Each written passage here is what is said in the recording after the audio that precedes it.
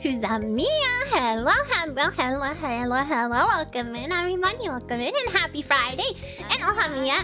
And this is your Dreamweaving Spider Mama, Amiya Aranha. Today, coming to you on today, the October, the 6th. I almost said the 10th. Hi guys. Oh yeah, substitute teacher Ami. Sorry. I forgot my glasses. I have these glasses on, which means I'm substitute teacher Ami. I'm Ami Sensei today. Hello, you guys. Hello, welcome in.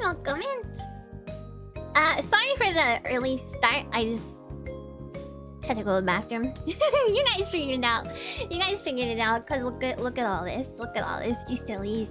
Thank you, Noah and Turbo and Mephi and Bellaware and Venomy and Finite Set and Heart and Riding Soul and Ghetto for the blue super chats. I know, what a surprise, right? It's because I got this cider. I'm almost done.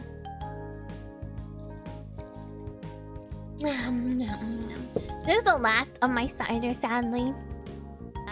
And people in the pre-chat were saying like, you know, I hope you can get some more soon, but I probably won't get any more soon because it's got a lot of sugar. I don't normally drink sugary drinks, but it's the fall. I can't resist. So Hutsumi, thank you for the super chat. If you're a substitute, who's the real teacher? Ami. But I'm also Ami. Oh, I forgot to turn V-Bridger on. Hold on. That's important. Connect. Start. I think we're good. 2 Amis? No. I mean, it's hard to explain. Best not to think about it too much. Today is going to be the presentation on charting that I was supposed to do last week. And you know what? I was reviewing it this morning and I was like, I don't feel too good about this one. I was feeling good about it last week, and now this week I'm kind of like, is it okay? Is it good, or does it suck? I feel like it might suck, but you know, it's gonna be maybe short stream, probably, maybe. So I'm gonna play Super Ghouls and Ghosts later tonight. You know, make up for it. Momotaros, thank you for renewing your membership. Just in case, you know, and it'll be a shorter stream as well. Presentation streams usually are. Although sometimes they say they're gonna be shorter and they end up being way too long. But this one will actually be. I made sure to have a decent, you know, a decent size, a decent slide count, and not too much text. So I'm gonna talk about a couple different things. I'm gonna talk about like kind of a little bit about the history of cheating in retro games specifically, and then I will talk about some different methods of cheating, different devices, and we'll look at some scandals. Some scandals. Shino, thank you for the 3 months. Can't believe it's been 3 months already. A quarter of the way to get my pink thread. Ami, love, thank you so much. Thank you. I can't wait to get your pink thread. Congrats on 3 months. I can't remember if that's a new thread color or not, but there you go. It was not taunting when you're with an expert. To be honest, you guys, yes. I am a proponent. Well, I guess let me say hi to people first, and I'll tell you about my philosophy of chatting. Okay. Hello, Matthew and No Fun Zone, and Wilson and Mephi, and Koala Slime and Turbo and Gildrian. Hello to Veloware and Dead and Arcana. What do you think of Scarlet and Violet DLC? I have no idea what that means. Slingo, thank you for the 7 months. Appreciate that. So I cannot offer opinion, but maybe someone in the chat can offer an opinion. I don't know. What is that? Oh, Pokemon! I don't know. I haven't played Pokemon since Diamond and Pearl. Slingo, thank you for the 7 months. Thank you very much. Bako. The new Pokemons. Yeah. Transparent purple is the best console color. Yeah, if that's what the question is, then yeah. I agree. I'm immune to these things. I mean, I stopped caring about Pokemon a while ago, was all. I used to like it. We're gonna talk about Pokemon a tiny bit today, actually. I should what? I should care about Pokemon? No thanks. No thanks. I had my fair share. I used to be real into Pokemon. Hello to Gildrian and Bellaware and Dez and Arcana and Big Guy. Hello to Sturm and Shino and FC. And hello to Kiryu and Batsu. And Stop and Flannel and Pudstorm and Nise Momo. Ohamiya to Local Man and Deathwind and Lamb. And hello to Lurkers and Law Watchers. Hello Railgun. Only my Railgun Cat, Trunini, Masuko. Hello DJ and Mamo Mao. And hello and Elo and Damascus and Hero.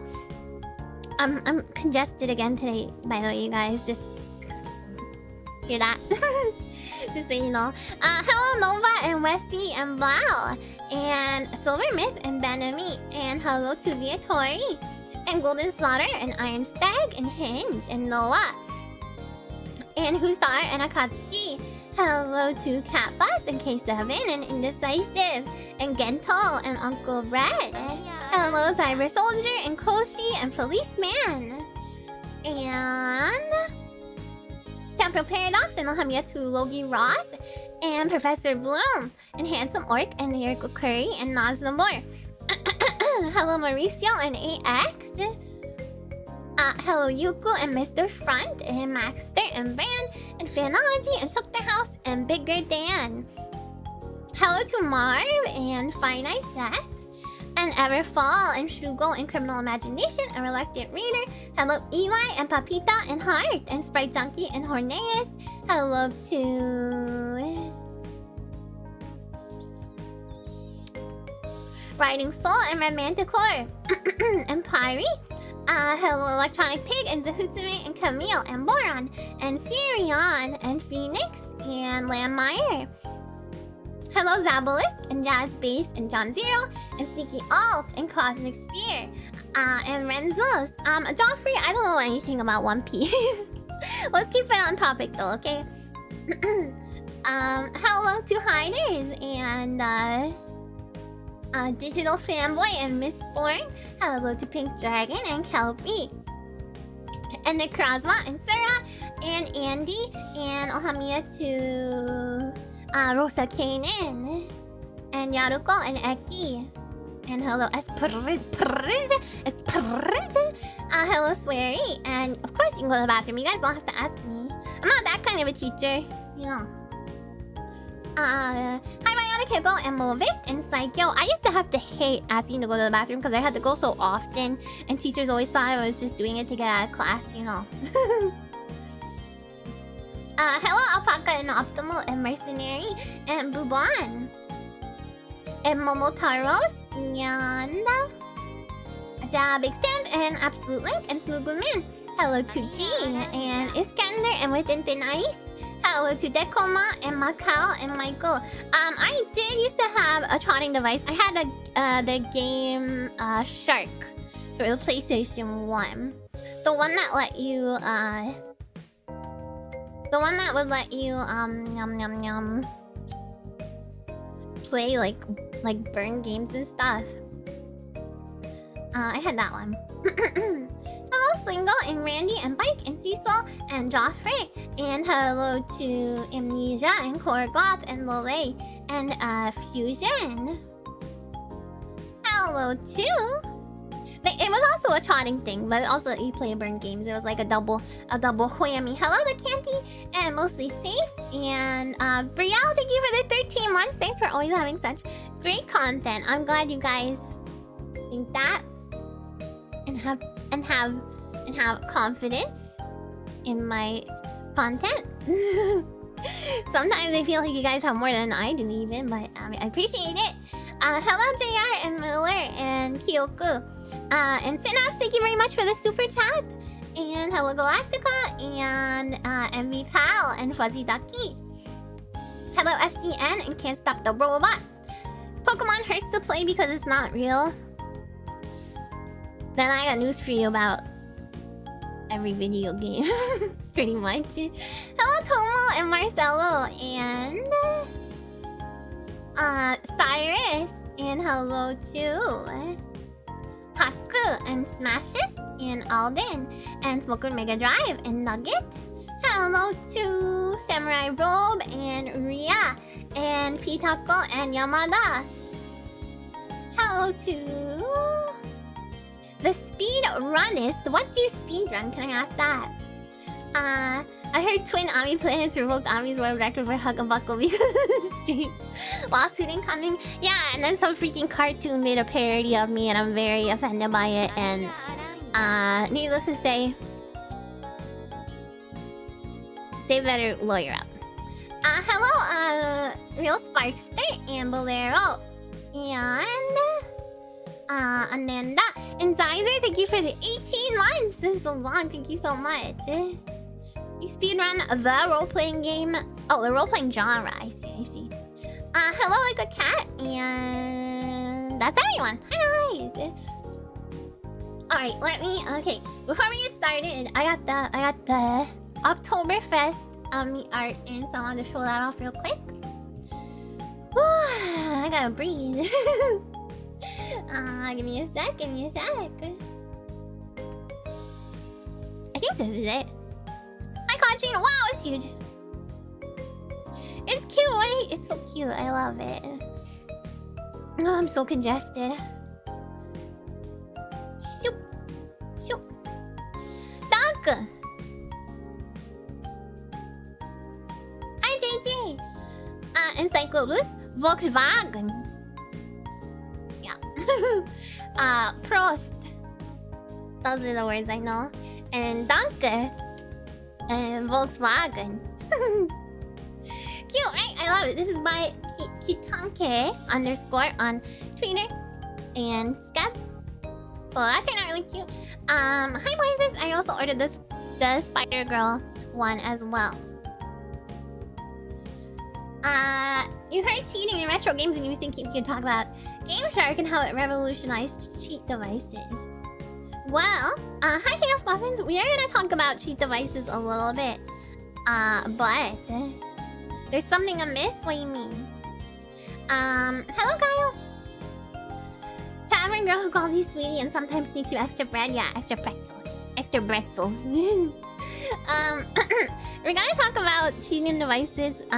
Mostly action replay. They all kind of work in the same way, to be honest. Frost Fräulein Amy. You're lucky I don't know what any of those words mean, because I think you just called me Amy, or else you're talking to some girl called Amy. I don't like that. I'm just kidding. I'm kidding. It's a bit extra. I don't know what you mean. Alright, well. I take a sip of the cider. Action Replay 4M is still one of the best things out, except... Oh yeah, I do have that one actually. Someone asked earlier if I have any cheating devices now. I have the Action Replay, and now it's not for... I didn't get it to cheat. I got it to play region locked games on my... I have a JP Saturn, so that's what I got it for. Hi Onyx! You only really use Game Genie for net and SNES. By the time PS1 rolled around, you were good enough to not need devices. Well, look at you. I'm not DS a little bit. No, it's for region lock. It's not for trotting. Although I think I tried to use it to trot at Mr. Bones, and like I couldn't figure it out. Has RAM expansion and a non-volatile storage. Yeah, it's like one of the best accessories I have.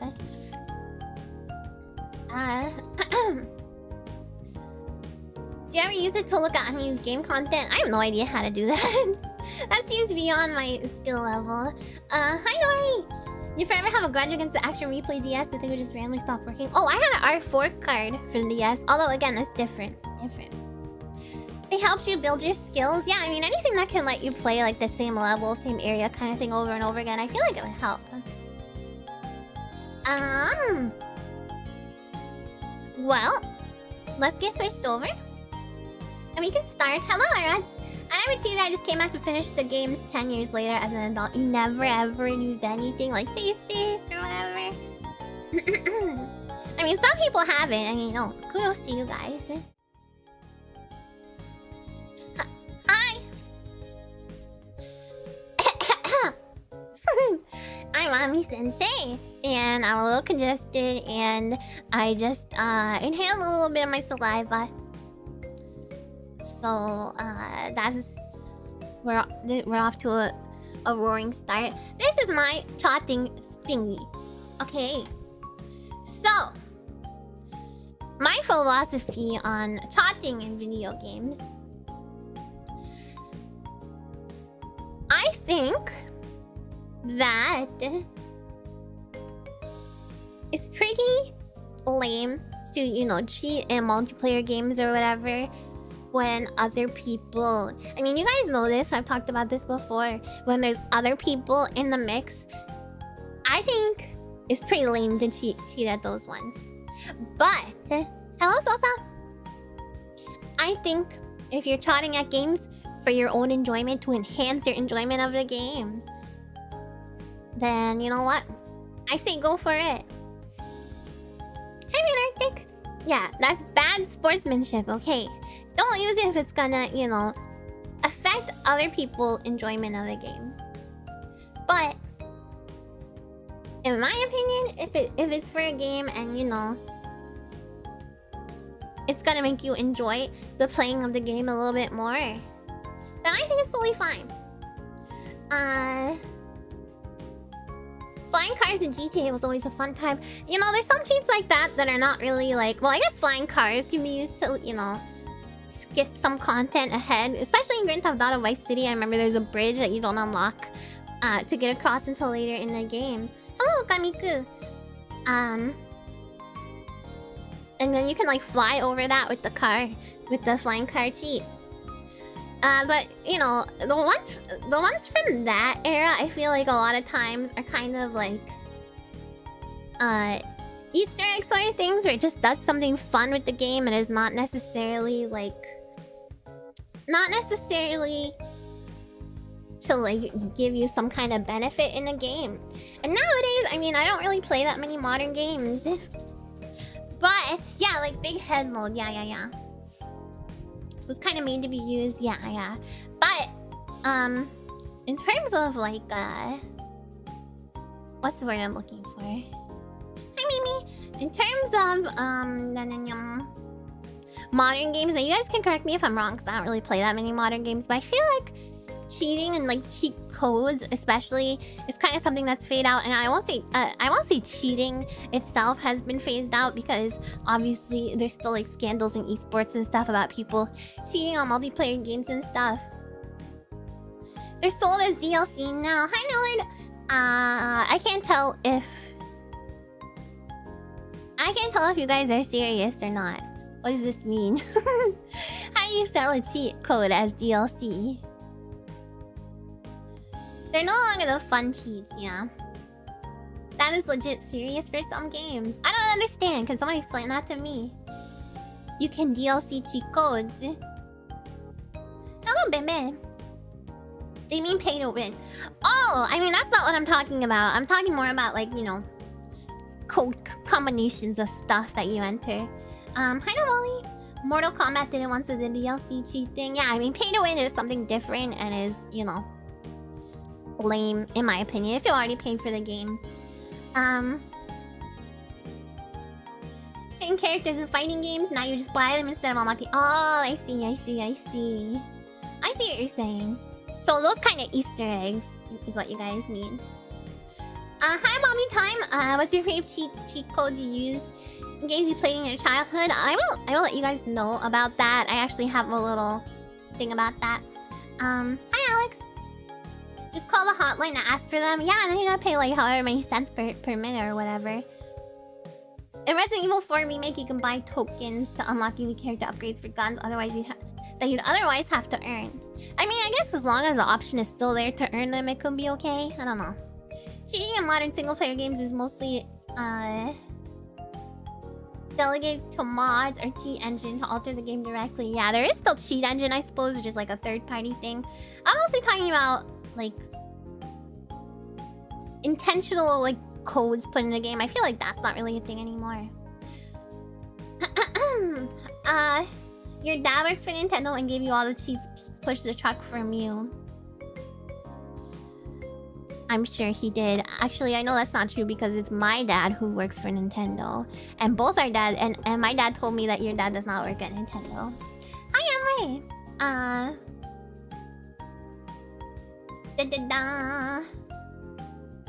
hello, Alex. Alright. Let's get started, shall we? What is chodding? I mean, I think everyone knows what chodding is, right? But it's something that has existed for a long time. You know, as long as games have existed, basically, people have looked for ways to exploit them.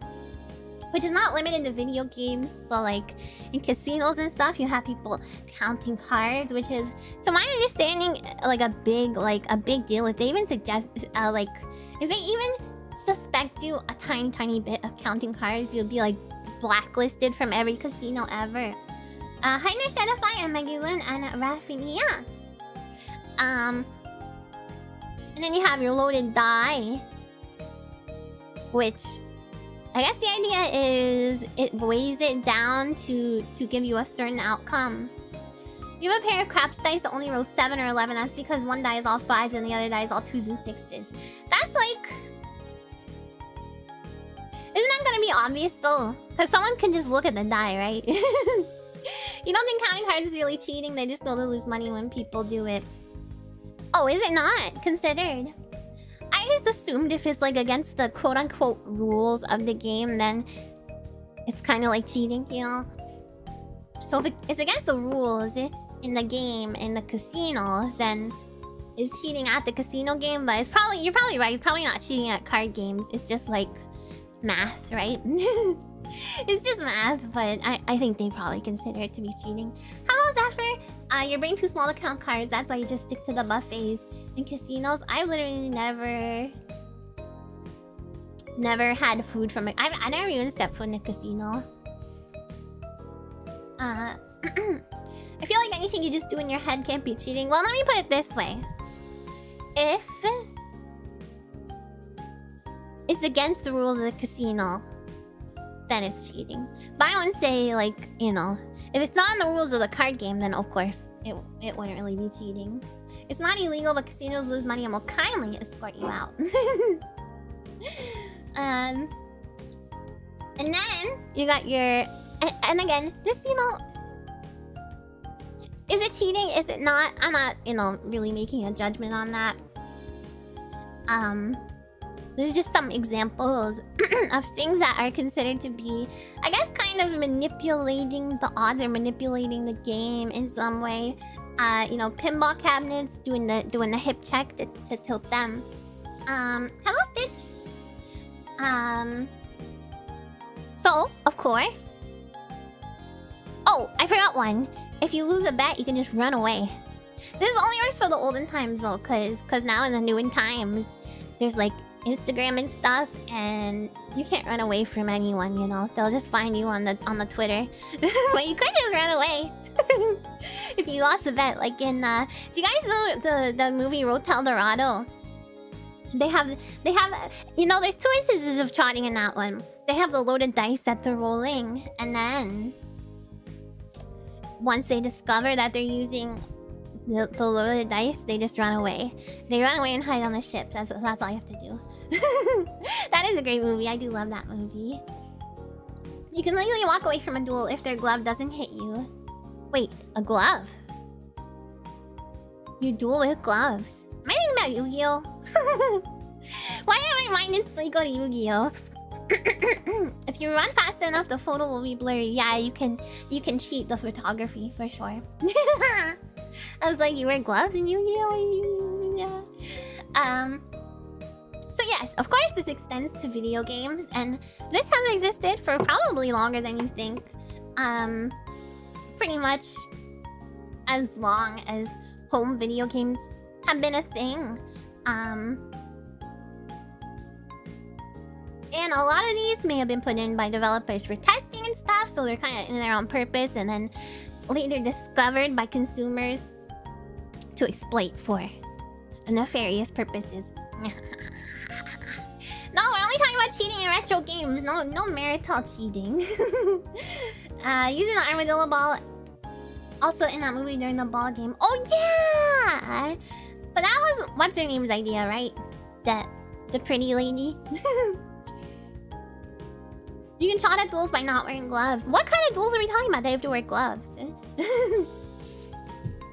So we're gonna do a little bit of exploration into the different ways that gamers did this. Now, I'm not talking about modern games where you would like download a program like Cheat Engine or whatever that somehow interacts with the game to give you like super good aim in an online game. That's lame. That's boring. That's not cool. Okay, we're talking about retro as usual. Hi Chrome Davis and Pink Dan. Maybe you're just pretty retro, but is it a video game? Some would say yes. I don't really know. Alright. So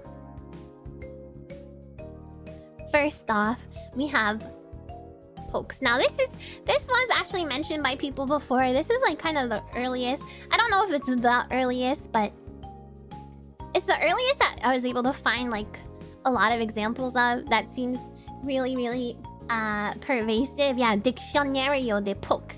I think that's Italian or something maybe. So gigantic head action replays don't count. I mean, they count. They're just silly. They don't give you like an edge in the game. Yeah, this whole thing is the Commodore 64. Is the cheat engine that far off from Game Genie? No, it's not really in the way that it works. But my point is, I'm not talking about modern games, right? Hi, Phoenixes.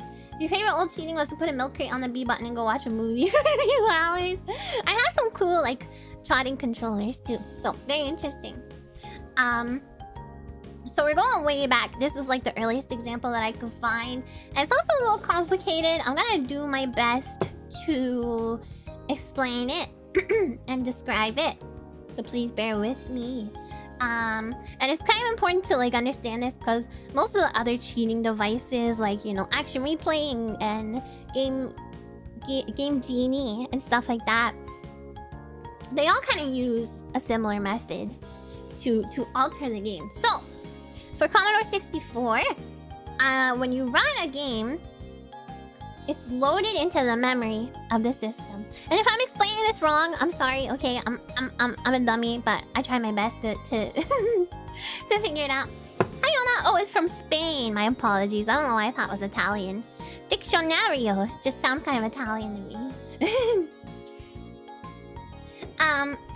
So when you run a game, it's loaded into the memory of a Commodore 64, and then there are things you can type in called poke statements that allow you to modify the values in a specific memory address.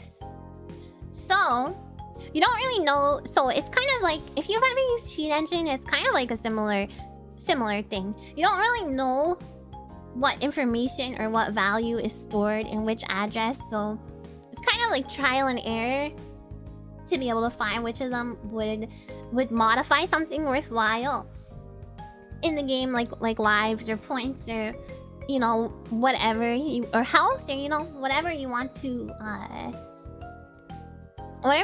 have to make your game a little bit easier. So it essentially alters the code of the game to make it easier to play. So the process was pretty strenuous for that, as you can imagine, because it's like mostly trial and error. And there's a whole like aftermarket, I guess, for knowing which parts of the memory to modify to the point where they were listed in magazines at the time. So we have here Diccionario de Pokes. So not actual cheat codes, more like hex editing, basically, yes. Excuse me. Usually the program would have some way of locking you out, so you need to bypass that. Yeah, I have some information on that as well. So I assume this means dictionary of pokes. So they got a lot of different pokes for you to take a look at, you know. First party turbo SNES controllers exist? I mean, I believe they do, right? I mean, this is totally down the line in the presentation, but I mean, there's the NES Max, the NES Advantage. Those are first party. Alright. Or they're at least licensed, right? So, in most cases, what you'd have to do is load the game into memory, and then before running it, after the system, it'll display ready on the Commodore 64. You would enter the code, and that would alter the value of the memory address. So, in some cases, this was like not really possible because you would load the game, right? And then it would just automatically run. You didn't have a chance to do anything after the game was loaded into memory, but before the game started. So the idea is you would have to soft reset the machine, which keeps the data stored in the memory, and that will allow you to enter the code before the game starts, but while it's still loaded into the memory. Does that make sense? But for Commodore 64, you don't have a reset switch. There's like an on button and an off button, so there's no inherent way to be able to reset the system. HoloSync. So they made third-party devices to be able to do that, and that's where things like the Action Replay comes in. So there is actually Action Replay for the Commodore 64, believe it or not. Actually, many different ones. Many different ones. It's convenient that you could use these without needing an additional device. Only in some cases you didn't need an additional device. In a lot of cases, you did. So, you would need, yeah, the cartridge, the Action Replay, or whatever cartridge. There was a couple devices. There was the Action Replay, and then there was some that is literally just a cartridge that you put in that has a reset switch on it that allows you to do a soft reset. So, you know, think about the power button versus a reset button. Pushing the power button and turning the system off and then turning it on again, that's like a hard reset, right? Everything gets wiped from the memory. But for soft resets, the game is still stored in the memory. So yeah, you need an Action Replay or some kind of other device. Which I'm sure is a name you guys have heard of. I have an Action Replay for my JP Saturn, like I was saying earlier. And it's gonna come up again later when we talk about devices, but here I have some little like excerpts from magazines, because back in the day, of course, if you tuned into Lumi and I's like PC gaming magazine exploration reading thingy, you would have seen us look at some of these magazines. But basically, this is what the cheats look like. So this one, from as far as I understand, would be the kind of cheat, the kind of poke that you would put in for a game that gets loaded into the memory but does not start right away, so that you can actually enter something beforehand. And then these ones were for the Action Replay specifically. So they would have, I guess it was someone's job, which is kind of crazy if you think about it.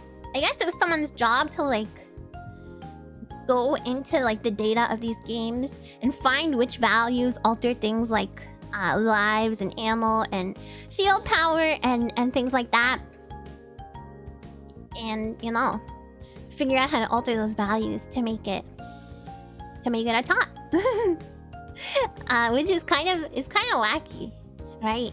Imagine putting that on your resume. Can you imagine the drudgery? I mean, at least you get to play games, right? Professional pokesmith. Yeah, like what would their job title be, you think? Or do you think it was just like, you know, they were like a geek squad or whatever, and their job was to like do the chots and write all the guides and stuff? A poker. Professional hacker. I like a poker. I don't think if you put hacker on your resume, people would... You probably just say reverse engineering. You think the job title is reverse engineering? I'm a reverse engineer. The whole first half of the stream is an excuse to cheat on the game later today. No, I'm not gonna cheat on Super Ghouls and Ghosts. I'm not. I don't want to, and I won't. Hi, Rigard and Ranzugo. The proper term is technical writer. Oh, is that actually true? Are you one? Put cheater in your curriculum. Yeah, like that doesn't sound good on a resume, I feel like. digital security specialist. Probably would confuse people and people would think you played poker professionally. I mean, I don't know if you just put poker on your resume. Well, maybe. Poker at this Commodore 64 magazine. How would people interpret that? I actually don't feel like people would assume that you're a poker player. Hacker was a common name for programmers back in the day before it got its negative connotation. So let's say that I am the person working for this magazine. I'm gonna put hacker on my resume. So you hear that, guys? If you ever use cheat engine, that means you're a hacker. Okay. More methods of cheating. I also want to talk about debug modes. Mostly because... Hi, Bushrack. Sonic. I had a lot of fun using the debug mode in Sonic, so... This is one of those instances of a feature in a game that was intended for developers to be more easily able to test certain features in the games, to be able to debug them. as the name would suggest. In most cases, these weren't removed at the consumer phase. So if you're, if you're gonna do a lot of experimentation, or maybe even one of the developers at some point let it slip and they were like, hey, if you press this button, but do this combination of buttons, then you can get the secret debug mode. It makes everything super easy. In most cases, they weren't removed at the consumer phase. So yeah, you could use it to exploit stuff. I had a lot of fun doing this in Sonic specifically, so I just have a video of that. Debug modes have a lot of common features. So, you can probably guess, listening to the features, how it would be useful for people who test games. And of course, the utility for people who want to cheat at games is pretty obvious too. So you could do stage selection. Some of them would even let you select not even just the stage, but also like a specific part in the stage. Invincibility, invulnerability. Free movement, so you could like pass through things, walls and objects and stuff. Hi, Karana! Does every game have a cheat mode? A debug mode? I mean, probably every game had a debug mode at some point in the production of it, but in some cases, I'm guessing it never got to the, consumer release. You would go on the Sonic 3's Doomsday level in debug mode just to hear the song play frame by frame. Wait, was that a thing? I don't know if I ever did that. Hi, Minty and Cliff. There's also, you could get a bunch of different power-ups if that was a thing in the game. You could do sound tests, music tests. You could view all the different sprites. This is a feature in the Sonic one we're gonna look at. You could move the levels frame by frame. Some of them had like diagnostic tests as well. And certain stats, displayed in the corners. If you ever use Minecraft's debug mode, it's kind of similar. Minecraft has one as well. I don't remember how to do it because I haven't played Minecraft in a long time, but you used to be able to, Hi Daddy and Bruce, you would be able to activate the debug mode and then it would show brown bricks. It would show some data in the corner, and you could use that to figure out what level of the earth you're on. Yeah, F3. What level of the ground you're on, and you could go down. And I know that if you go to 12 blocks above bedrock, that's where diamonds are most likely to spawn. So you can, because it will tell you where you are in the map. Not anymore for diamonds. Oh, my Minecraft meta. Sometimes they remain hidden for decades. They recently found debug codes for Super Punch-Out Mortal Kombat. That's so cool. That's also where lava is, but yeah, that's because that's where diamonds go. They spawn by the lava. Anyway, you guys know I'm obsessed with Sonic, so my experience with debug mode pretty much starts and ends with Sonic, except for, Minecraft. But the Minecraft debug mode is like basically just stats. It's nothing that crazy. Hi, Holland. So obviously, when we watch the video, you'll see that it's something that is not intended for consumers to use, which is obvious based on how it looks when you use it, but the potential for exploitation is very, very high. So let's use Sonic as our case study. Minecraft will be retro soon. Old Minecraft is now retro. Java Minecraft is retro, and then the Windows one. The Windows one is not. Is modern. Hi, Cat! Can you even still get the Java version? Alright, so let's watch this video. We don't really need the sound, but I guess maybe let's listen to the sound because it's kind of interesting to hear because you have to go into like the sound test. Let me mute my BGM here. What's Java? I don't know. An engine. What do you mean retro is from 2009? I'm being facetious. Hi, Repo. Okay, so this is what they're doing. This is like the God mode. You can kind of fly around the screen. And you can look at all the different sprites and objects and you can place them all. It's a programming language. There you go. There you go. I almost said game engine. So yeah, you can see how this could be exploited, right? I'm not gonna show it all, but I'm not gonna show all of them. They have like every Sonic game ever here. What is this sound? Audio. What version of Sonic is this? Huh. Maybe iPad or something? Oh, a free iPad. So there you go. Hi, Neo Josh as well. This is how you unlock Super Sonic in Sonic 2. I don't know if I use it for anything other than... I've definitely used this. I think I just messed around. I don't think I actually used it to like affect the game at all. You could be anything. You could even be a hedgehog. You can be whatever you want. Yeah, so they're just describing how to execute the code. It's not really code. It's just like a... Well, I'll explain it. So, for example, in Sonic 2, you have to enter the level select code first, which you have to go to like the sound test function in the options menu, and you have to select a specific like set of sounds or music in specific order. And then you have to go back to the sound test and you have to enter a different combination, and then the ring sound effect will go. And then that will let you know that it's been successful. Oh, Cyrus remembers it. 1965-917. That's like a date, right? There's like some importance to this number. I think it's a dude's birthday or something, maybe. So once that's done, you have to go into the level select, and then you have to hold A as you press start. Yuji Naka's birthday, yes, yeah. I was pretty sure it was like a significant number. I wonder how someone figured that out in the first place. I couldn't really find any info because Google sucks, you know, about how some of these like debug methods were able to get out into the world. I'd be curious to find out. Yeah, so then you would hold A as you press start until the level starts. And then you're in debug mode, so you can place whatever objects you want.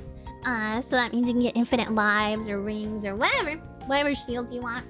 And then you can fly around. So often what you'll see people do is when they're about to fall into a pit to their death, you can activate the debug mode, which just like stops you dead in your tracks.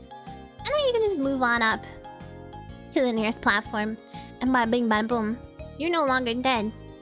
Hardcore trotting. I would consider that to be hardcore trotting. Hi, Ledray. That code is still etched in your mind. You know, I didn't even remember, and I feel like I played with the debug mode quite a lot. But I also have a terrible memory, so... It's not my birthday, shut up! Although my birthday's kind of soon. It's November 29th. So, you know... Write it down. Write it down. How much is a lot? I just used to be obsessed with like Sonic, period. I just used to be obsessed with Sonic. No, I used to be obsessed with Sonic like hidden stuff. Like there's this site called yeah, debut anniversary right before, yay! Yeah, I used to. And there's this site called the Hidden Palace, I think. It was like specifically for Sonic stuff. And they had all like the beta and like alpha or whatever versions of the ROM, so you could see what kind of stuff was taken out and, you know, old levels that were taken out and stuff like that. So I was obsessed with like finding the inner workings of Sonic games. So I would play these like beta, you know, versions of the ROMs, and then I would use the debug mode to like look at all the sprites and stuff. I was just interested in it from like a technical point of view. You know, I didn't necessarily use it for cheating. I just thought it was interesting. Cutting room floor does a bunch of stuff like that. Yeah, this one is just for Sonic though. So you data mine? I do not data mine, no. I don't. Wait, am I misunderstanding what that means? Data mining is like nefarious, right? I definitely don't data mine. I don't know how to do that, nor do I have any desire. Hi, JC-kun. And Ranky. Hidden Palace is still going? Yeah. I knew that. I haven't checked in a while, though. Data mining isn't nefarious, it's just poking around. Oh, I thought it was like, I guess I'm thinking of data skimming, maybe. Where you like, Hi, Jellyhead! Where you like gather people's data from... I'm thinking of like those programs that people like illegally put on like your PC, and it like uses your PC to like mine Bitcoin. That's what came into my mind when you said data mining. Like a Trojan, yeah, something like that. So yeah, data mining, yeah, I guess I am into data mining. Hi, Pongwe. I thought it was the Bitcoin. That's where my mind went for some reason. There's also a Sonic 3 prototype that reignited interest on Sonic betas yet again. And I haven't checked that one out. It's interesting. Hi, Ray. I was thinking about... well, not fishing, right? Because fishing is when... well... fishing is when... I was literally thinking of, like, Bitcoin viruses. Fishing is when you, like, make a fake site, right? And try and get people's login information or credit card info or whatever. Hi, Reverie. So yeah, that's debug mode, and I think there is... I'm not sure if the console in Morrowind... I'm just thinking about this now for the first time. I'm not sure if the console in Morrowind is like considered to be a debug thing. I guess probably it would have been, right? Because you can do stuff that like makes you phase through walls and stuff. It's probably what it was originally used for, I would assume. You can do a stream based around playing beta prototype games. I've considered that in unreleased games too that were later found. It is a debug thing, so yeah, there you go. In that case, the debug is like necessary to play the game because you get like stuck in walls and stuff. Alright, and then we have the one that everyone is most familiar with. Probably. Cheat codes! So you guys are probably, you know, probably know about this. I think it's the most accessible and most easily shared, I guess, of cheats. So this is when you go to like, you know, Cheat Code Central or whatever. The Konami code. You go to Cheat Code Central or whatever, and it just has like a list of inputs and stuff like that. So you would type in a word or hit a combination of buttons, and bam, something epic's gonna happen. And these were used, some of them were used as development tools, but some of them were like intentionally added to be used by consumers. Hey, Sparkle Trout. Do games even have cheat codes anymore? We were kind of talking about that. Apparently it's DLC nowadays. So a famous example is the Konami code, which we will talk about again in a little bit, but it's pictured here. You guys know it. Up, up, down, down, left, right, B, A, start. I don't know if start is included in it or if it's just to start that game. You know, I can never tell if start is part of the code or it's just used to start the game. According to this, it's part of the code. So it's kind of, you know, fun playing a game and like entering the Konami code and just seeing if something happens. Sometimes select is included and sometimes not. Yeah. Are there words written in the Sims Age of Empire chat give you stuff like 1,000 wood or motherlode considered a code? I think it would be considered a code, right? Or like black sheep wall in StarCraft or whatever. So yeah. It's fun. It's fun seeing what the Konami code does in different games. Now, this is shifted from being, you know, something that you use to actually cheat at the game. You know, in Contra, you get like 30 lives if you use the Konami code. To just being like an Easter egg type of thing. So, for example, there's a game called Sports Friends for PlayStation 3. And if you enter the Konami code there, you get to play the best video game of all time. Pong. They just programmed the Pong game into it and they decided, let's make the Konami code activate Pong. Pong activation! Which, actually, I would like to do a Pong stream at some point. I want to get one of those Pong consoles and just stream Pong. But some codes, instead of being a combination of buttons, were entered in a password screen. So we saw it in Restart. Where we played, we entered I love you. And you can put help me in Castlevania 3. I think it gives you some extra lives and it let you start the game with Alucard? Maybe. I can't remember what it does. I've never used it.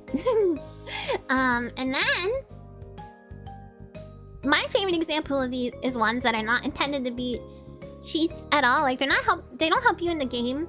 They're just like silly. So I really love playing around with the ones in the Spyro games. There was ones that would turn Spyro like a different color, and Pong is no Arkanoid. Yeah, I don't know. I guess I need a second player. Is there ones that are like one player? Is there Pong consoles with an AI? Yeah, I like the ones that would turn Spyro different colors, and then there's big head mode, and there's one that made him flat. We'll watch a video.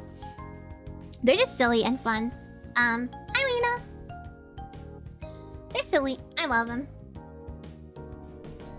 So, you know, they're called cheats, but they don't give you any kind of benefits. I was just thinking I could play with my mom. You're sure there's a few? They're very old, though.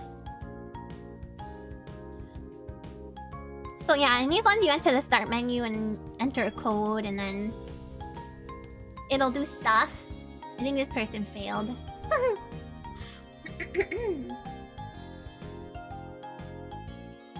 There's a PS1 Pong game? Yeah, but I want to try the console, you know.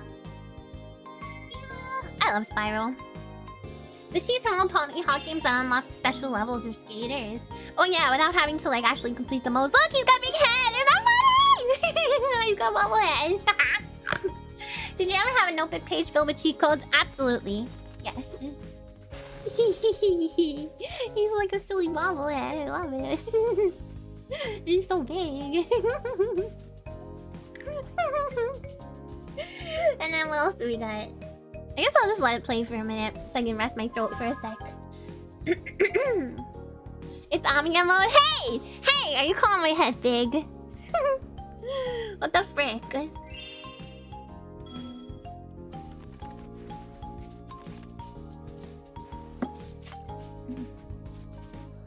He's dancing. Oh look, he's 2D now. He's flat. Just the 4 part. Well, that's a part of my head. Hi, one of the storms. Big head for a big brain. I guess I'll accept that. Hee, he's flat. I want to see him change color. Yeah, look, he's green. He's green. I thought he was green and flat for a second. He looks like a seahorse now. 2D now, you can finally play it. I played Spyro on stream before. I think it was a gorilla, but this turns him into Shadow Dragon, a Queen Dragon. So yeah, I really like the silly ones. Light mode dragon. Oh my god, he's a wet dragon. They still work in the Reignited Trilogy remakes. I'm really happy about that. I'm happy about that. I love them. They're just silly and fun. And to me, I mean, probably most people are not like this, but to me it adds like replay value. Hi, Coffee Pixel! To just, you know, see like a different looking character playing the game. sometimes wonder why all the games had a big head mode, and then you see how funny it is, because it's so funny. It's like the funniest thing of the year of the, you know, the late 90s is having a big head mode. That's the peak of humor. All right, now we have cheating devices. So, I mentioned earlier that action replay is probably like the most pervasive in terms of cheating devices. And it went as far back as having devices for like the Commodore 64, the Amiga, and DOS PCs as well. And as recently, apparently, as the 3DS, although I don't think there's any newer than that. I don't think there's like a Wii Switch action replay. And excuse me. The Game Shark is one of them as well. I had a PS1 Game Shark back in the day, as I mentioned. One that allows you to chat and play burn games. So pretty cool. But you had to do like the disc hot swap, you know. So you had to have the little cartridge thingy in your memory card slot, and then you would have to have the lid of the PlayStation open, and you have to put a little spring or something in there to make it think that it was closed, and then you'd swap the discs. Hi River-san.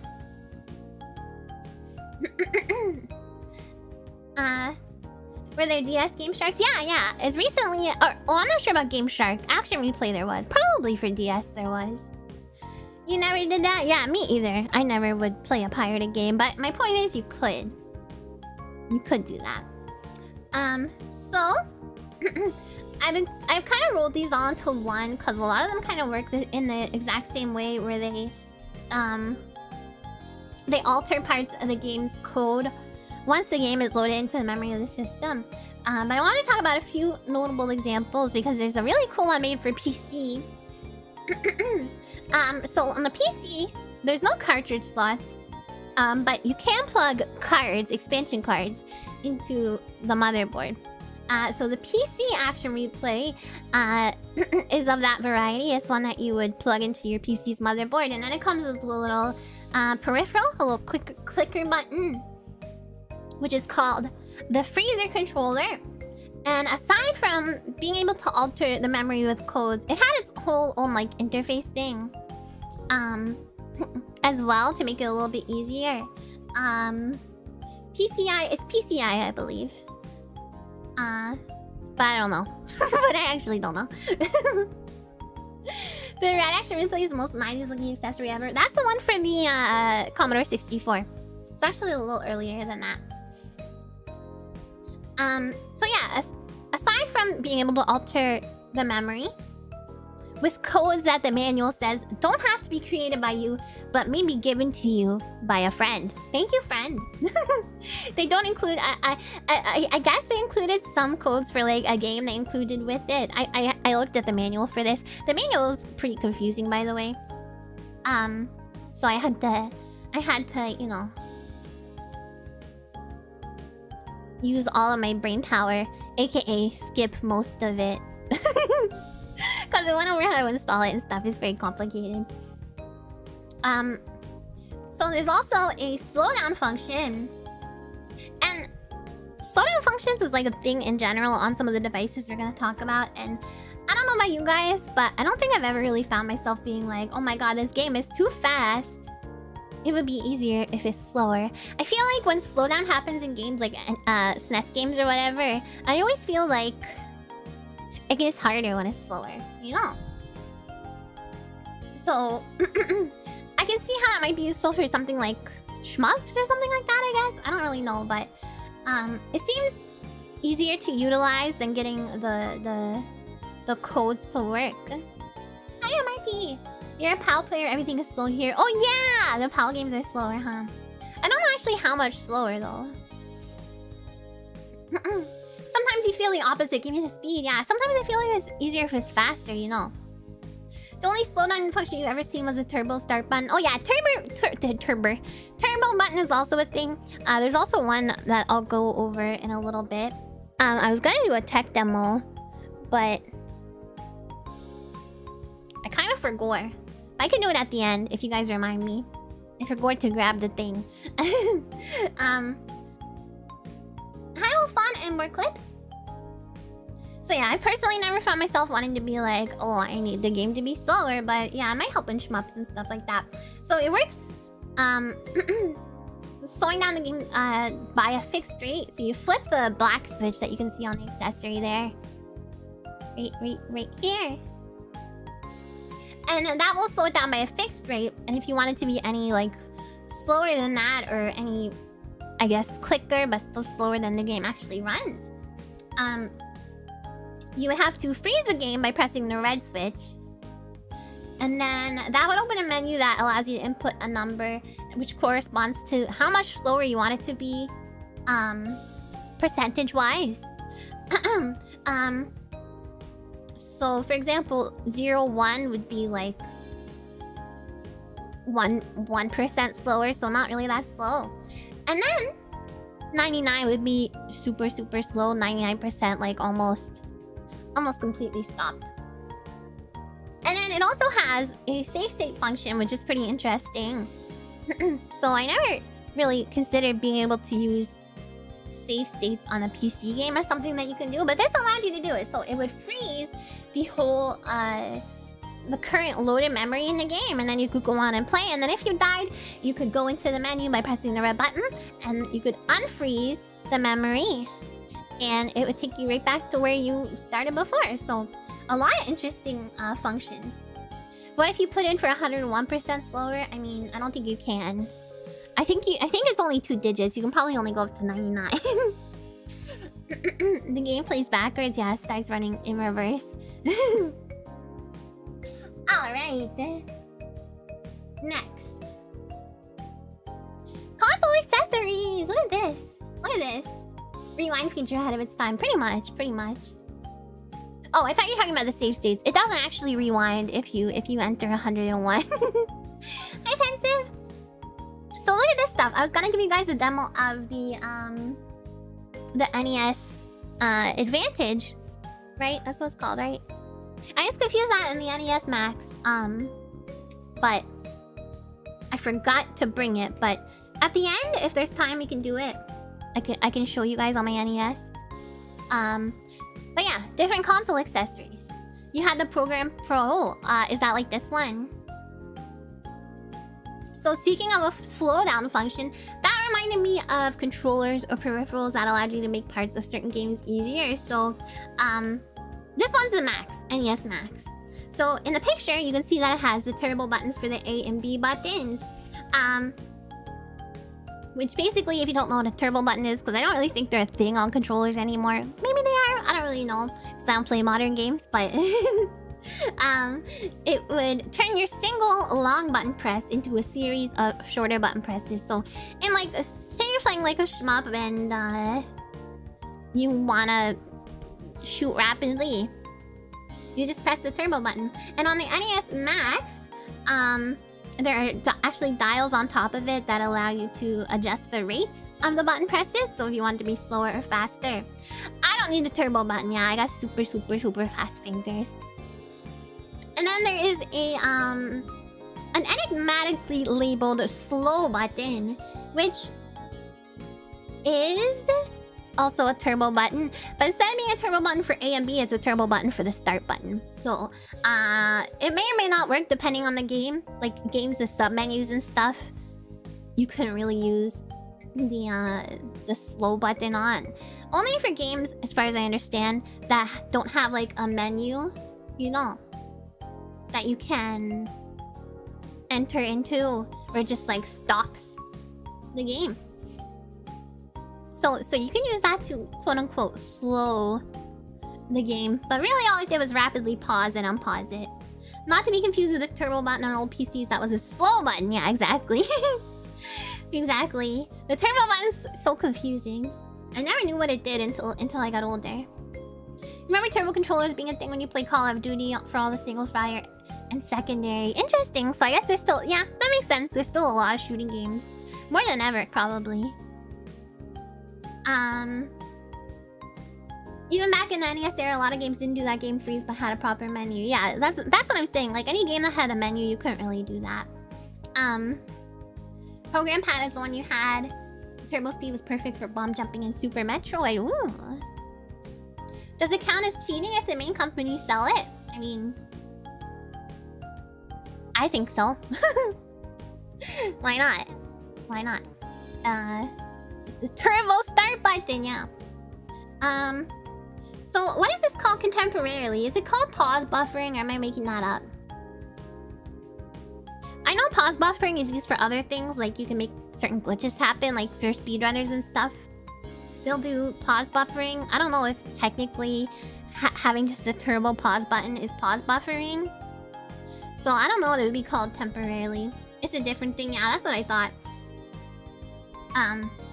That's used for like doing glitches or frame perfect inputs. The NES Advantage is not the only device that's like this. There's some for the Genesis and the SNES as well. There's a very similar one for the SNES. That's also either sold by Nintendo or licensed by Nintendo. So yeah, if you guys can remind me at the end, I can go grab mine and we can do a little demo. I can attempt to anyway. And then there is things like the SM program pad. So this is the one. Oh shoot, no. Yeah, I messed up. I know, good time. If you use turbo on pause, it'd be for pause buffering to try and do a command on the frame after you unpause. Most speedrun communities don't allow turbo, so they do it by hand. Yeah, if you're like me, you know, you can just do the magical vibrating fingers. Spoilers! Spoilers, I'm sorry. Where was I? Yes, it's this one that has the LCD screen. So this is for Super Nintendo, and it will allow you to program sequences of button presses. Similarly to the Energizer right here, which is a very strange looking controller. It's for the this one's for the Genesis. And this is for the SNES. So yeah, macros basically. So for example, this will come in handy with like fighting games where you have to execute a certain sequence of buttons to you know, do a combo and things like that. And then the box even says that it includes pre-programmed movesets for Street Fighter 2 and Fatal Fury. And it also says, which I'm not sure what this means, I assume it's just a program macro that like enters a cheat code. Because it says, activate the secret code that allows the player to play against himself. So I guess there's, in Street Fighter 2, there's like a code that will allow you to play against yourself, like a mirror match. I should play Street Fighter 2 at some point. I haven't really played that extensively. So I guess that was just already programmed into the controller, but you can also program your own macros for whatever purposes. I don't really know what utility it would have outside of fighting games where you have to put in combos, but maybe you guys have some ideas. People who own one of these can tell me what you used it for. Some old fighting games didn't let you pick the same character by default. I see. Controller designers at the time were crazy. This one is particularly insane. And it also doesn't have the LCD screen, so it's not as like obvious to see what you're doing. But this is just unhinged. Like this, whoever designed this should be put in prison. So then there is this thing, which is the I can't put my, oh there it goes. This power plug by Taiko. Perform tricks easier like wall jumping in Mario. I mean, I don't know. It's just, yeah, maybe. I guess the macros can be really short, you know. Yeah, they need to be arrested. They need to be stopped.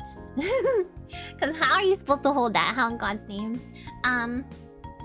So the next one is a power plug by Taiko. So this was for the Sega Genesis.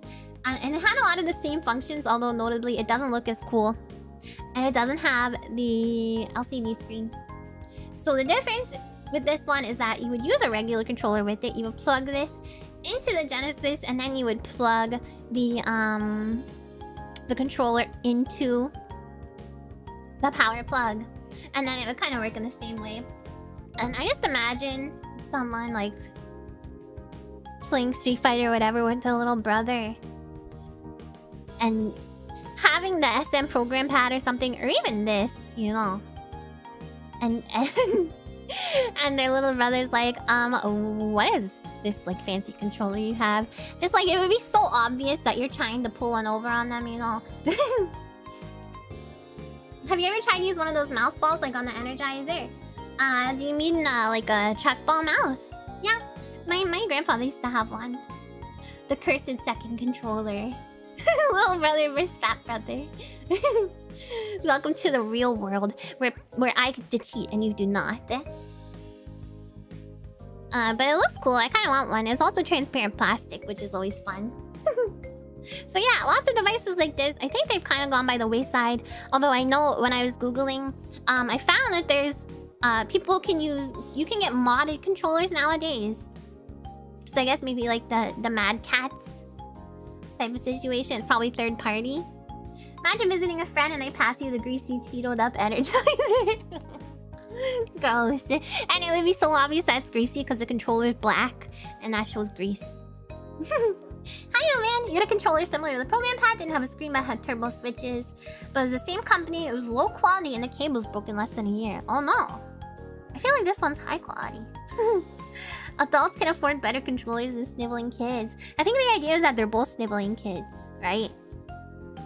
And your older brother just gets the cool controller because he's older. Alright. I already exposed this to you guys.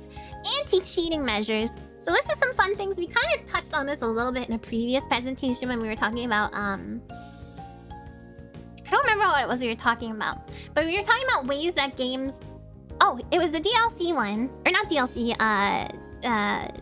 copy protection. Where if you played, you know, like a pirated copy of Spyro or whatever, it would be like... It would break the game, basically. Have you ever had a controller you swear makes your hands sweat faster for no reason? Yes, the 8-bit though. But I think it's just because it's gray and it shows all the gunk really well. They should sell grease-colored controllers to look good for longer. I think as long as the controller isn't too matte, you won't be able to see the grease on it all that well.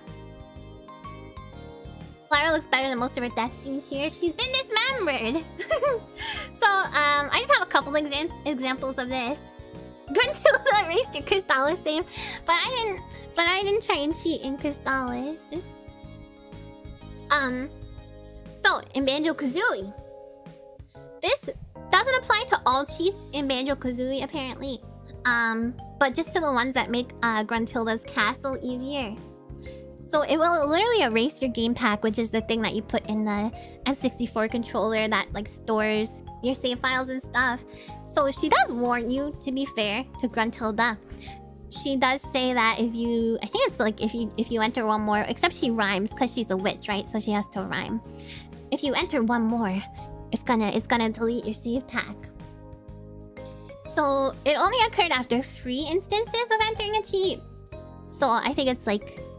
Since she warns you, it's kind of like a play stupid games, win stupid prizes situation.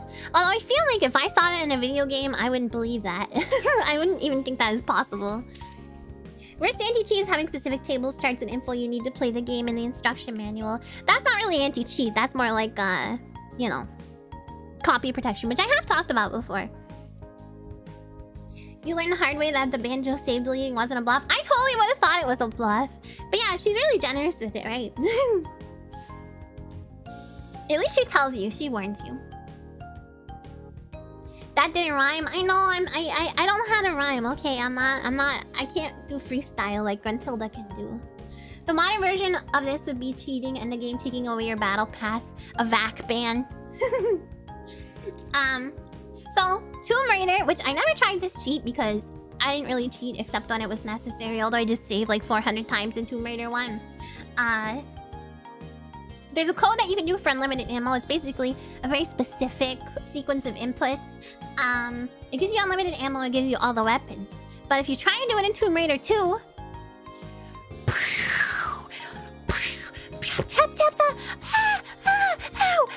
My legs! My body! I'm coming apart! Ah! She explodes. It just destroys you. So, you know, I kind of wonder... Was this maybe intended for developers only in the first game, and then when people discovered it, they were like, well, anyone who tries to cheat at our game, it's gonna explode. What about the Starker's cheat? This would have been funnier if they said it was a Starker's cheat and it actually exploded you. I think. Just like everything else at the end of the game. Yeah, except it's not like a literal explosion. She just kind of goes into pieces, you know. And then there's Donkey Kong 64. We talked a little bit about the Game Shark earlier and how it like alters values, storing the memory to give you some benefits.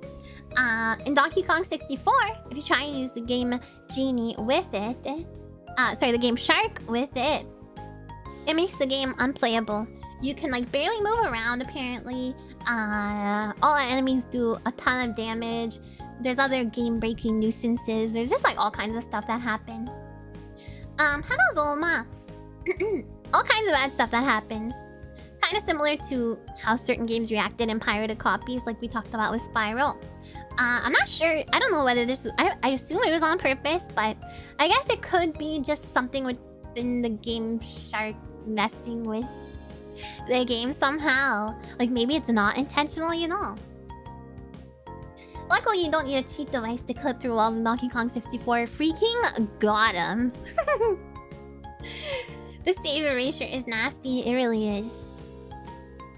In Heretic, you can use Doom cheats and the game punishes you for using them. We're not Doom! I actually didn't know about that.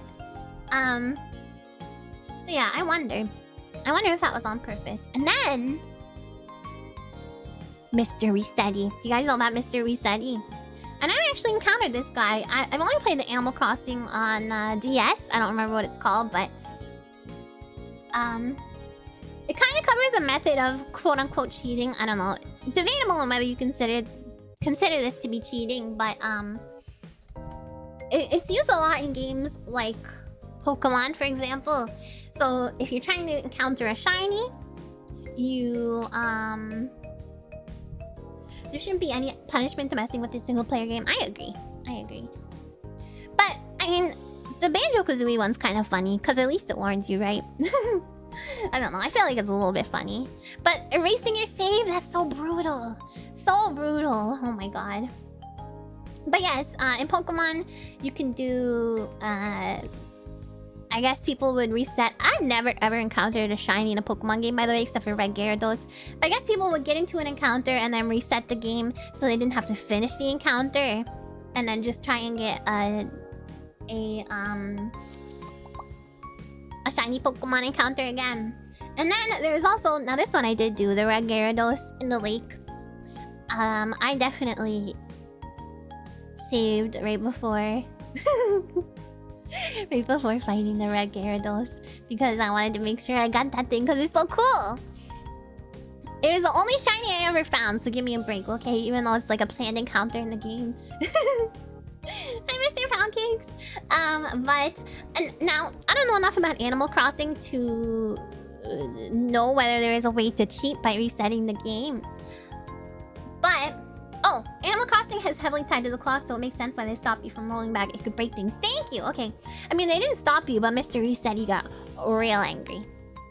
Some people reset the game hours on end to get shinies. To me, that's like not fun, but I guess you know. Do what you like. Do what makes it fun for you. So, Mr. Resetty, if you reset the game without saving in Animal Crossing games, Mr. Resetty, who is a little cute little mole dude, will show up again and again, and he'll get progressively angrier the more times you do it, telling you to save before you freaking reset the game. And yes, it also still happens if your battery dies. So, you know, the Animal Crossing that were on handheld consoles, if your battery dies, turn the game and you don't save, and you turn the game back on, Mr. Resetty is there. He's gonna yell at you. Hi, Cyrus. You found a shiny Golbat randomly. You treasure it. I've never found a shiny Pokemon.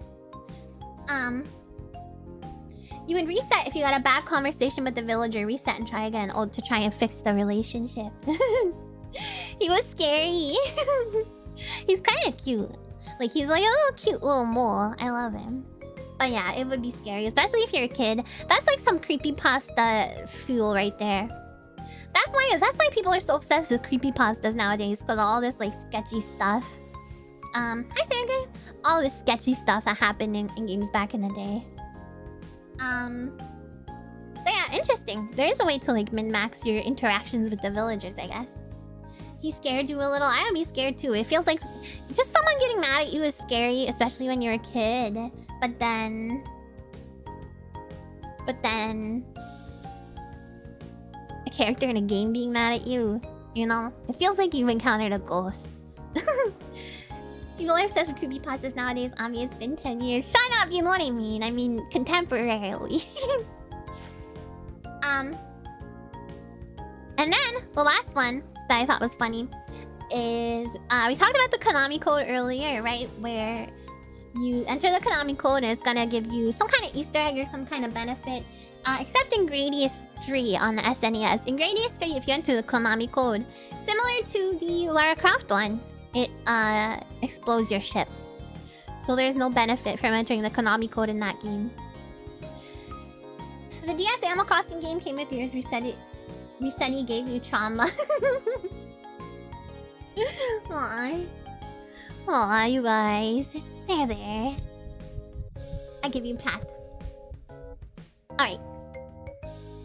Arcade cheats. Okay, this is not actually that crazy interesting, but I found a document, very old document that was contributed to by many people. Oh, if you put the Konami code in with L and R instead of left and right, it works. Okay, so it doesn't explode your ship. That's good. Resetti is jerk spaghetti. I don't know. This is Bejeweled, so... yeah, this is a very old document. It's from 1992, and it was shared over... What is it? FTP.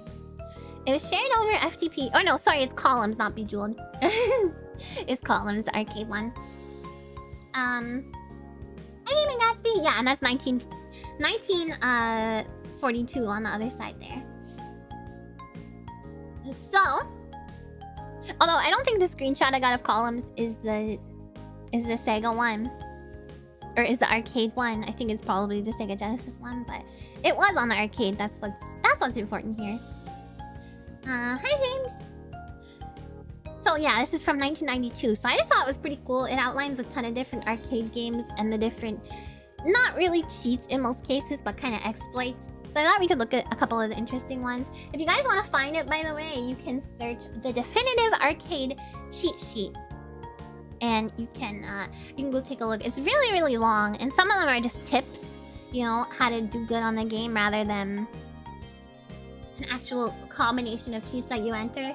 But for example, in Columns, it says you can reach the maximum score 99,999 points simply by playing for a long time. Thank you, great tip. But you can reach it quicker if you pull down most of the time. So this is a kind that's just kind of like a tip on how to play the game, which is obvious. This is a hilarious one to me because it's very obvious.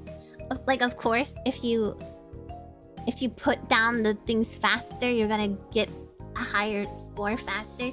But it says pulling a column all the way down gives you 25 points at level 1, 125 at level 10. The extra points are added while you're pulling, so you can pull down a column most of the way, and you can position just before it lands to get most of the points. Wow, what a strat. Hi, it's a trades. So yeah, that's a technique rather than a cheat, right? But there are traditional cheats where you like enter, you know, certain button combinations as well. For example, for 1943 Battle of Midway, which is what this one is, it says almost every board holding down combinations of joystick, button A, and button B before the board starts will give you a weapon. On a few boards, this gives you a laser, which is a fantastic weapon. There you go, get the trotting. There's a lot more for that game, but there's a huge list of games and exploits for them. I just thought it was worth mentioning since when I think of cheats, I don't really think of arcade games. Do you guys? It feels like arcade games cheat you more than anything. If you think about like, let's see, the stacker, for example, You know the stacker is a total scam. Like, you can be perfect, you can be flawless, and it will just skip over almost every time until it's programmed to pay out. So I feel like it's rare to be able to cheat in an arcade game. So that's kind of why I thought it was interesting. And it's from 1992, so it's like a historical thing, you know? It's cool. It's cool. It was distributed over via FTP back in the day. So if you want to look, the definitive arcade game cheat sheet. Check it out. You can cheat in arcade games if you own the machine and use the dip switches. Well, nowadays, arcade games is like gambling light, right? Like the coin pusher games. They'll put all of the...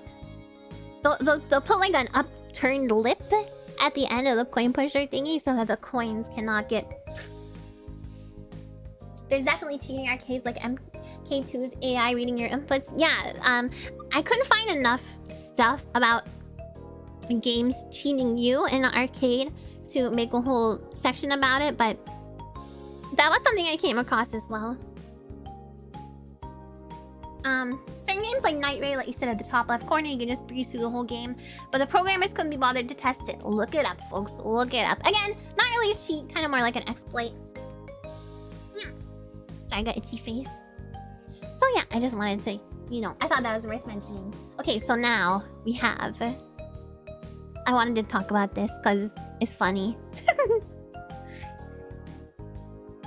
Cheating scandals. Or scandal, really. You know, not pluralized. Do you guys know who this guy is? The scandalous story of Billy Mitchell.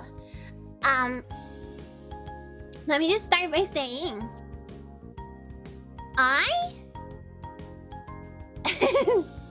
This is all alleged, okay. I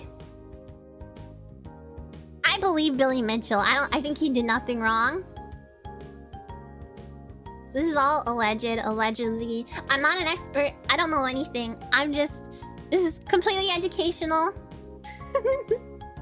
You guys, did you see the wink after that? The wink. I don't think he did anything wrong. Wink, wink, nudge, nudge. So, allegedly, he cheated. Okay? But I don't think this, but I'm just talking about I'm just reporting the news, okay? Allegedly. Okay, so the scandalous story of Billy Mitchell. So, in the 20 whatevers, everyone is concerned about whether freaking Dream, the Minecraft guy, used a mod for his epic Minecraft speedrun lucky drop that he got in the Nether. Allegedly. But this is the OG game cheating scandal, okay? And it's kind of a big deal. So, you may know him as the Dengue King dude. He's a Dengue King dude. And for as long as he's had the world record high score for Dengue King, there's been people trying to dispute it, allegedly. So the cheating scandal itself, like, what they think happened is not all that interesting. But the interesting part is that this man threatens legal action every single time the accusation comes up in Minecraft, allegedly. So famously, he allegedly threatened to sue Cartoon Network when their show, the regular show, parodied him. And he lost that lawsuit, which is allegedly kind of awesome. So let's watch the clip. And before we watch the clip, I'll show you this one clip first, and then we can watch the regular show clip. I want to tell you the Cartoon Network's statement about this clip though first, because it's very funny. It's epic. The television character does not match the plaintiff in appearance. GBF appears as a non-human creature, a giant floating head with no body from outer space, while plaintiff is a human being. Thompson wrote, and when GBF loses his title, the character literally explodes, unlike plaintiff. Allegedly. Okay, let's watch these videos, shall we? Allegedly. Don't sue me, Billy Mitchell. I don't think you did anything wrong. Allegedly. Alright, so this is just funny. I just found this. You're familiar with Billy Mitchell, world video game champion? He could probably do it. So I gotta find a way to harness his power. And I think I found a way. That's right, we're gonna cheat. Alright, now, I hope I don't get bonked from watching this clip. Yeah, it's quiet. There's not much I can do about it, sadly. Actually, I can turn my desktop audio way up. I know it's quiet, but this is just how the video Billy is. Mitchell, world video game champion. He could probably do it. The volume, So I have it gotta maxed. What do you want from harness his me? power, and I think I found a way. Look, That's right. We're gonna cheat. it's just not a loud video, you guys. I'm sorry. Blame the person who made the video, not me. Alright, so let's watch the clip from the regular show. This is uploaded by a third party, so I don't think I'm gonna get bonked from it. For it. And I think they cut it up perfectly so that you don't. Yeah, houseless gamer ... Stands for Garrett Bobby Ferguson, not giant bearded face. Mad at us for breaking your world record. It's the highest score in the whole universe. 1,000,000. This guy is definitely not Billy Mitchell. Who holds that record again? Me. The volume issue is on your end. No, it's not. Garrett Bobby Ferguson. Hey, giant beardo face. I told you that's not my name. One game for the universe. The videos are just low. There's nothing I can do about it. Respect. I have an extension that makes videos louder, but it doesn't work in this like pop-out window I have for the presentation. Hi, Etta and Jared.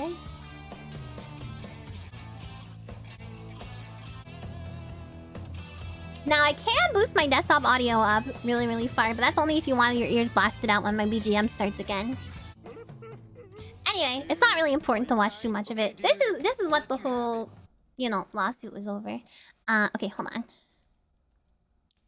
And he lost this lawsuit against Cartoon Network. Hi, Dr. Kimmy and Necro. So here's the crux of the accusations, okay? So the accusers say that Billy Mitchell, allegedly, when he got his Donkey King high score of 1,062,800 points in 2015, and he also had the high score in the 80s before being dethroned. And then he got it back again in 2015. In the case of high scores for arcade games, they are governed or were governed. I only found their website on Archive, so I don't know if they still exist. Maybe they do. By an organization called Twin Galaxies. So here is a little bit of like an excerpt from their guidelines on how to capture the high score. So you have to begin with the arcade game powered off, introduce yourself to the camera, state the date and time, do a walk around in the machine, show all sides of the game, paying particular attention to showing that there are no external wires or cords anywhere going into or out of the arcade machine, with the exception of the power cord. Bring the camera around the back of the machine and open up the back door, revealing the interior. Focus your camera on the printed circuit board, install and connect it to the machine. Record a brief overview of the PCB, paying particular attention to showing the part number on the PCB, beginning with TKG4. The joystick must be the original stock. This is important, keep this in mind. 4-way Donkey Kong arcade joystick, or a replacement 4-way joystick of the exact size and shape as the original Donkey Kong arcade game joystick. So they are clearly very anal about you having to use an official cabinet with this specific type of controller. And then therein lies the issue, allegedly, with Billy Mitchell. Allegedly. Okay. So, look at these controllers. We have the standard black one on the right, and on the left, what is this? You can hide many other wires in just the power cord. That's a good point. But you have to show the PCB too, you know? So I feel like there's a long list of stuff that you have to do. That you have to show them. I just included a couple. So I think there's a lot of precautions they take. You have the instinct to trust someone with a tie. Oh my god, it's Ty! I didn't even know it. Hi, CDI Link! It's freaking Ty. It's like the Statue of Liberty. Did you see it? The Statue of Liberty and American flag. That's quite the tie. Anyway. This is completely different. It's taller. It's red. Allegedly. Completely different. And it is an 8-directional... Apparently, allegedly, it's an 8-directional joystick. As opposed to the original cabinet's 4-directional joystick. And apparently, in Donkey Kong, if you have a joystick with diagonals, it makes the transitions from walking to climbing ladders slightly easier to execute. So just that alone is apparently enough for Twin Galaxies to uncertify the score. And in addition to this, the screen loading transitions in the game are supposedly different when they are on a standard cabinet versus when they are used allegedly used in MAME. Indicating that Billy Mitchell used an emulated Deggy King to get his score. Which, well, not really cheating, it's against the rules of this specific, you know, of this specific organization, allegedly. He allegedly used it.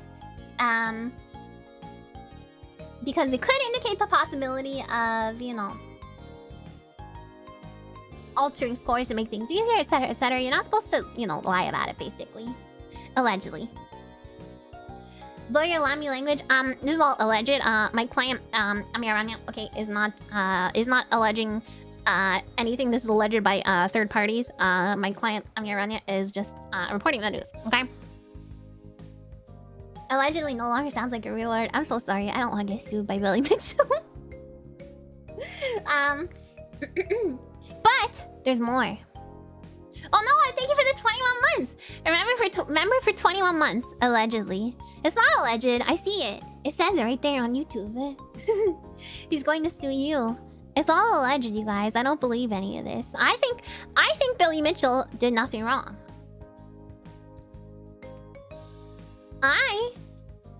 I'm trying to clear his name by reporting this information to you guys. That is not all though. Apparently, he got suspiciously lucky with the amount of opportunities for getting points from hammer smashes, which is apparently, usually, allegedly, very low. The dream Minecraft strat. Allegedly. All of this is alleged. Very sus luck, allegedly. According to other people, not me. I don't believe this. I believe he did the real thing. He's a hero, basically. He's a gaming hero. If it were not for him, the Nintendo Wii Switch would not exist. Alright. And that is the end of our presentation today. Hi guys, welcome back. Welcome back. Hello, hello, hello. Did I cover my bases enough with the last one? The end? Allegedly? Oh, also, allegedly, Billy Mitchell sells hot sauce. So you should allegedly... I'm promoting him. I think he's a cool guy. RIP VOD, we'll see if the VOD stays up. Oh god. Am I actually gonna get sued by Billy Mitchell? Do you think? Is he actually gonna... Maybe I'll get like a cease and desist. If I get a cease and desist, I will cease and desist Billy Mitchell. Okay, I'm just Schmilly Schmitchell. There's a non-0%. Oh god! He's a little preoccupied being sued. Is he being sued? Allegedly. Billy, are you here? I think you did nothing wrong. If you did think how good that would be as a promotion for your channel... Yeah, but I'd be getting sued! I can't afford to get sued! He is suing a lot of people. Heard he's an avid VTuber fan. Shut up! Don't say that! Don't say that! Once the lawsuit wraps up, TG's planning to counter-sue him to the ground. Oh god. Well, there you go. Twin Galaxies. There's a lot going on with Billy right now. Okay! So he doesn't got time to deal with me. What if it turned out that Billy Mitchell was Espers or something?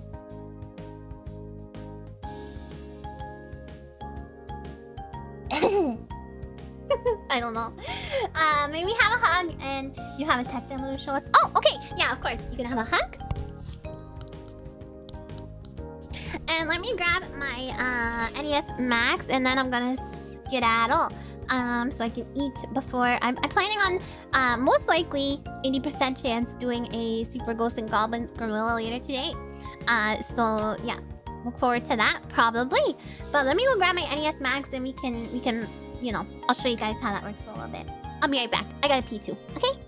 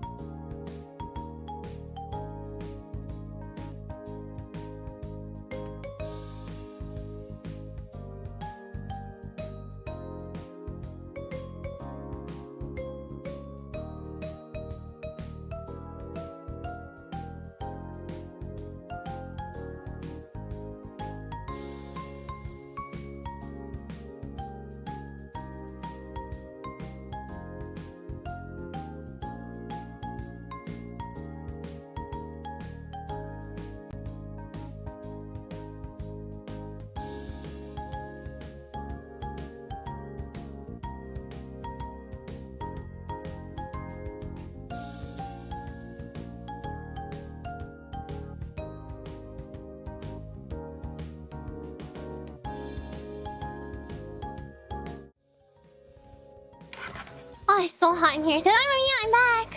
Thank you guys for waiting, and thank you.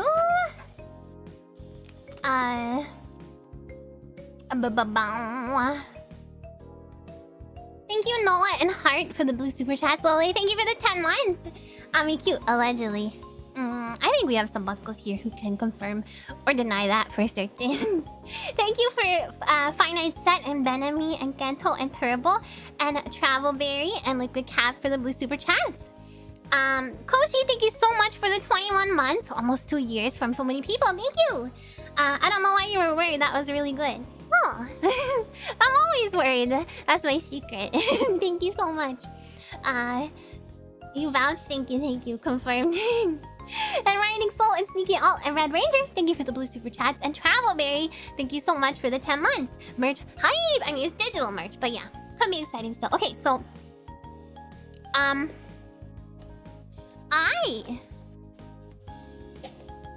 have no idea whether this still works. First of all,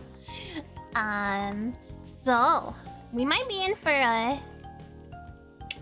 Oh, I just got some kind of response.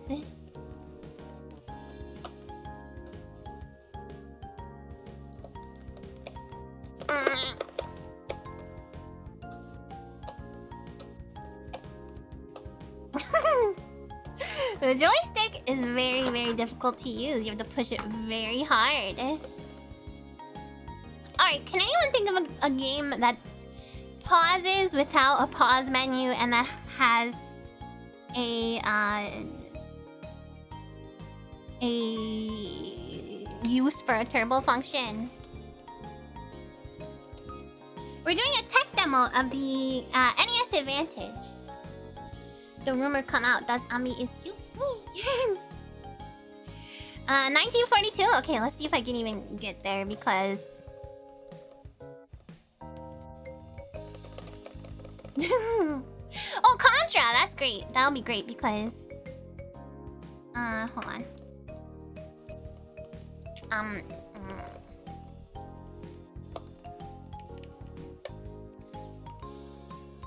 on. Can you swap the controller for the menu? I mean, I can, but I'm gonna have to play the game with this. It's barely functioning. No, I went back to the top. No.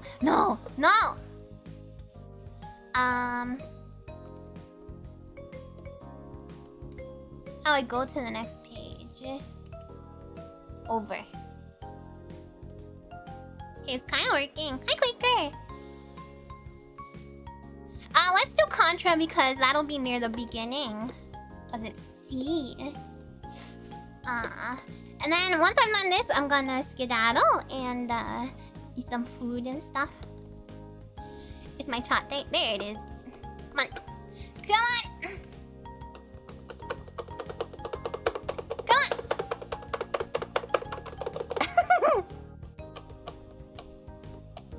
Come on. Why is this so hard? I don't know. God, this thing is very old. Alright.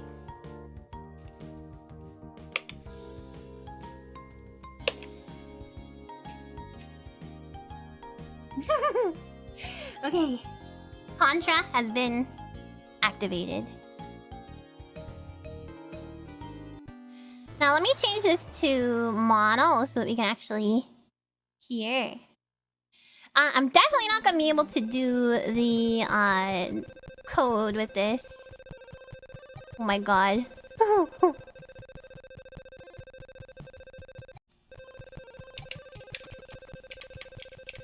What is this noise?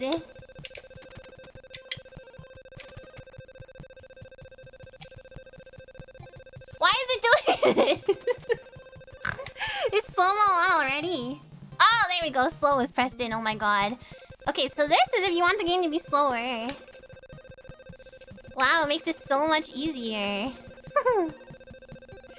I don't know why it goes... Oh, because that's the sound the pause button makes. I see. Oh yeah, it goes... Okay, I want my turbo to be super fast.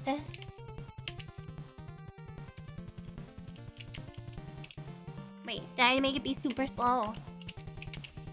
You guys, I think my NES Advantage is broken.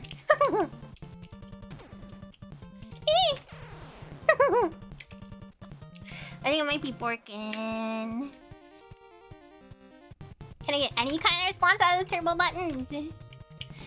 More like NES disadvantage. Could it be too fast? I'm actually not this bad at Contra, by the way. It's because I'm trying to use buttons that don't work. Oh, it's working. It's on. Oh. Here we go. That's what I'm talking about. I died. Arcade Contra is an easier game. Oh, for sure. Hi, Shadow Me. I say oh for sure. I've never played Arcade Contra. Now we're playing with power, baby. Okay, so now let's play it slow because it's way too hard. I'm not good at video games. I need it to be a little bit slower. Yeah!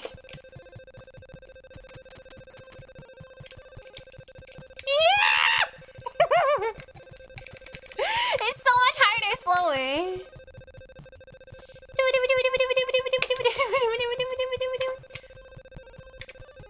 And if you press the button at the wrong time, nothing happens because of the pause thingy. Oh, it's so much easier now that I can play it slower, just like how it's supposed to be played. Anyway, there you go.